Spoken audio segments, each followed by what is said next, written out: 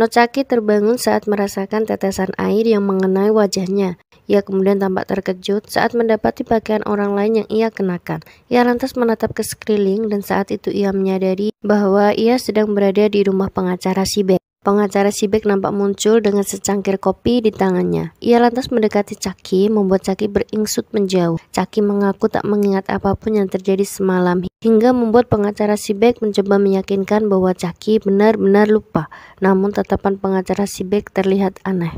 Shibek kemudian mengingatkan bahwa semalam mereka sedang makan di restoran kulit, lalu Chaki mabuk berat. Ingatan itu juga yang ada di kepala Chaki. Selebihnya ia tak mengingat apapun. Di kantor, Chaki benar-benar gila karena tak bisa mengingat kejadian semalam. Ia lantas meminta pendapat pada Du Yongsu. Du Yongsu berkomentar, mungkin saja semalam Chaki mabuk berat lalu muntah. Tak ada pilihan lain, pengacara Shibek harus membawa ke rumahnya karena tak tahu kunci rumah Chaki, lalu meminjamkan pakaiannya. Du Yongsu mengatakan bahwa Chaki sangat mempercayai Shibek hingga mabuk di depannya. Chaki hanya bisa pasrah, lalu mengalihkan topik pembicaraan. Ia meminta Du Yongsu menelpon kliennya yang tak bisa dihubungi. Klien itu bernama Choi Yun Jong.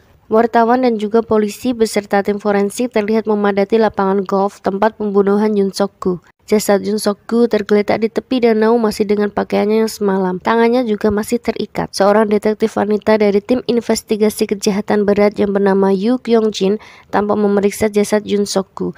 Ia juga mengamati tali simpul yang mengikat tangan Yoon Sok-gu. Setelah itu, ia meminta detektif Jung untuk bertemu di kantor polisi. Di kantor polisi, detektif Jung menjelaskan asumsinya tentang hubungan Shibek dengan Nocaki dan juga motif Shibek membunuh Cho Yun-sik. Tak hanya itu, ia juga menjelaskan bahwa Shibek membuntuti Cho Yun-sik lalu menghabisinya di rumah.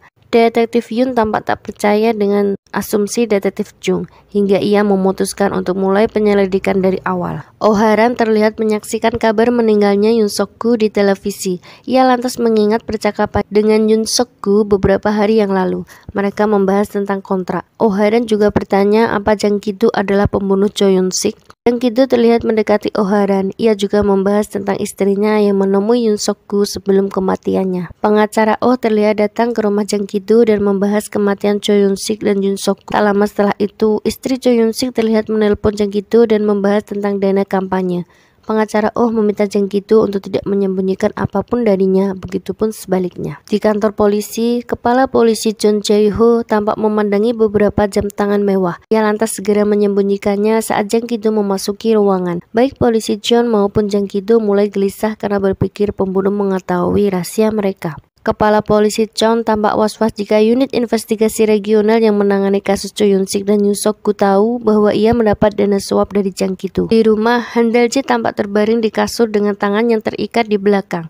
Entah apa yang terjadi, ia berusaha melepaskan tali simpul yang mengikatnya itu. Tak berapa lama tali itu sudah terlepas dan ia mulai memanggil istrinya. Tak ada jawaban sama sekali. Ia mulai mencari keberadaan istrinya, namun hanya ia yang berada di rumah seorang diri. Ia kemudian menemukan sebuah memo yang tertempel di botol air minum. Kemungkinan memo itu dari Shin Ji-sik yang memintanya untuk menghubunginya jika Han Dal-jae mencari istrinya. Shibek terlihat memasuki kedai Shin Ji-sik dan terlihat Shin Ji-sik baru saja menutup telepon. Shibek lantas memesan 30 porsi pangsit. Shibek juga bertanya mengapa kedai tutup 2 hari yang lalu. Shin Ji-sik beralasan bahwa ia punya urusan. Shibek lantas membereskan meja dan mendumel kesal karena melihat lakban berwarna hijau tergeletak di samping makanan. Di pengadilan, Chaki terlihat kebingungan saat Choi Yun-jung tak bisa dihubungi. Ia lantas terkejut melihat Choi Yun-jung yang ternyata sudah duduk di depan ruang sidang. Sikap Choi Yun-jung terlihat agak aneh. Sidang dimulai, Chaki tak bisa menjelaskan apapun tentang kasus Choi Yun-jung karena wanita itu tak menjelaskan apapun padanya. Hakim lantas meminta Choi Yun-jung untuk berbicara sendiri.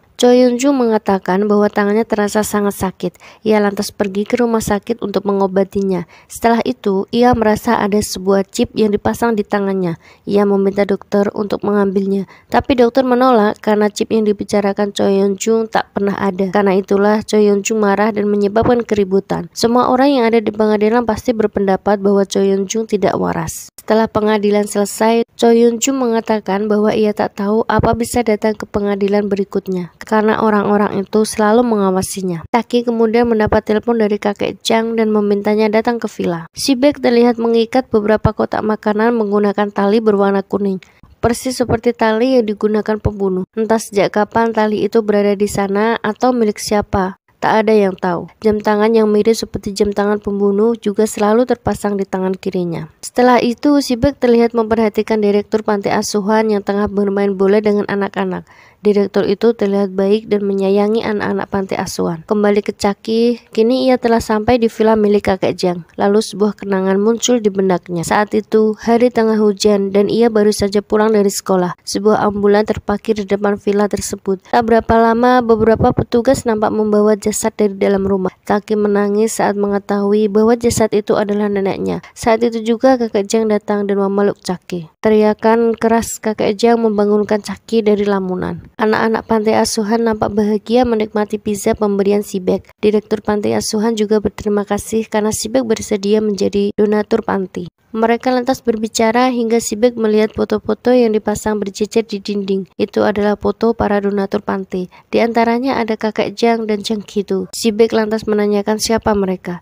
Selain itu, direktur juga membicarakan tentang Chucky yang ia juga bertanya apa Sibek mengenalnya, namun Sibek mengaku tak mengenal Chucky. Ada yang aneh dengan sikap Sibek saat itu, dia terlihat seperti orang lain.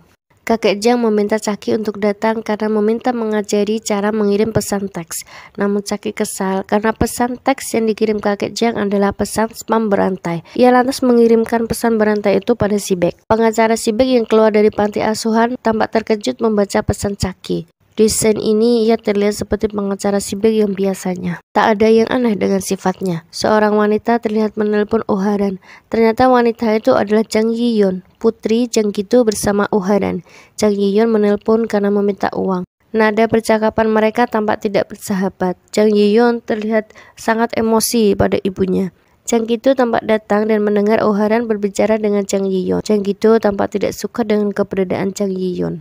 Detektif Yoon terlihat mengunjungi rumah Cho Yun-sik. Ia meneliti satu persatu ruangan tanpa terkecuali. Karena tak ada tanda-tanda pembobolan, ia berasumsi bahwa pembunuh adalah orang yang Cho Yun-sik kenal. Pelakunya lantas membuat Cho Yun-sik pingsan, lalu menyeretnya menuju kamar mandi dan menyiksanya dengan air. Seorang wanita selalu datang di villa Cho Yun-sik setiap akhir pekan, dan wanita itu juga yang menemukan mayat Cho Yun-sik. Detektif Yoon kemudian berpikir bahwa pelakunya adalah orang yang tahu dengan jadwal Cho Yun-sik. Supir, sekretaris adalah orang-orang yang muncul dalam pikiran detektif Yoon dan juga seseorang yang mungkin saja membuntutinya. Di kantor, Do Young-soo nampak marah karena Sibek mengirim pesan spam berantai itu padanya. Sibek kemudian meminta Do Young-soo untuk memarahi Chucky karena pesan itu berawal darinya. Chucky tampak terkejut ketika tiba-tiba ada seorang wanita yang mendatanginya. Ternyata wanita itu adalah Jang Yi-yeon. Ia meminta konseling hukum. Chucky mengetahui bahwa Jang Yi-yeon adalah pecandu minuman dan sedang direhabilitasi. Saat itu, ia sedang mabuk dan menyerang polisi serta menghalangi hukum. Maka ia harus didenda 5 juta won. Chucky kemudian menanyakan keberadaannya selama ini.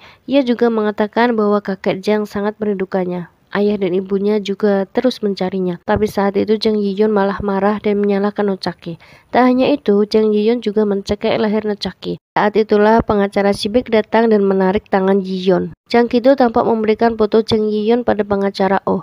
Ia meminta pengacara Oh untuk menemukan putrinya sebelum Jang Yi-yeon berulah. Chucky terlihat merenung di atap. Lalu terlihat pengacara Sibek datang memberikannya kopi. Ia bertanya tentang Jang Yi-yeon. Ia juga ingin tahu mengapa Jang Yi-yeon mendatangi firma hukum pengacara publik padahal dia punya firma hukum yang besar. Di sebuah rumah sakit, Yi-yeon tampak menuangkan segelas soju dengan tangan yang bergetar. Namun seorang pria melemparkan gelas itu dengan penuh kemarahan. Tak lama kemudian, ia memberikan makanan pada Jang Yi-yeon. Ternyata pria itu adalah ayah Chucky yang bernama No Yu-chol. Jang Yi-yeon menceritakan pertemuannya dengan Chucky. No Yu-chol hanya membalasnya dengan datar. Setelah mereka selesai makan malam, No Yu-chol tampak memperhatikan artikel tentang kematian Yoon Suk-gu. Tak hanya itu, ternyata di dinding kamarnya terdapat banyak kasus yang tertempel. Ia lantas mencoret wajah Yoon Suk-gu dan pandangannya lalu fokus pada Jang Qitu. Detektif Yun terlihat menganalisis sebuah rekaman CCTV yang ada di persimpangan Kangsung. Sebuah mobil berwarna hitam terlihat berhenti.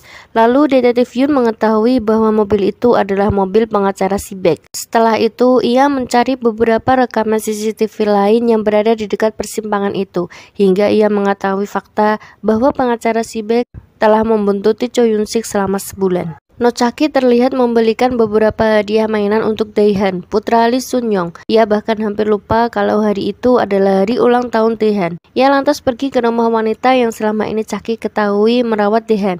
Tapi Dae-han tak ada di sana. Ternyata wanita itu membawa Dae-han ke panti asuhan Haesong, panti asuhan di mana Cha-ki dan Sun-young kecil dulu. Dengan kesal, Cha-ki lantas menuju ke panti asuhan. Karena hari sudah malam, ia tak bisa bertemu dengan Dae-han dan hanya berjumpa dengan direktur panti. Mereka lantas berbincang sebentar lalu Cha-ki undur diri. Kepergian Cha-ki membuat direktur kesal dan terlihat mengutuk Cha-ki.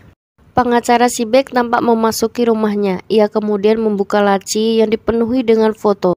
Jarinya terlihat menunjuk ke foto pengacara Oh. Namun, sesaat kemudian ia menatap foto direktur panti asuhan.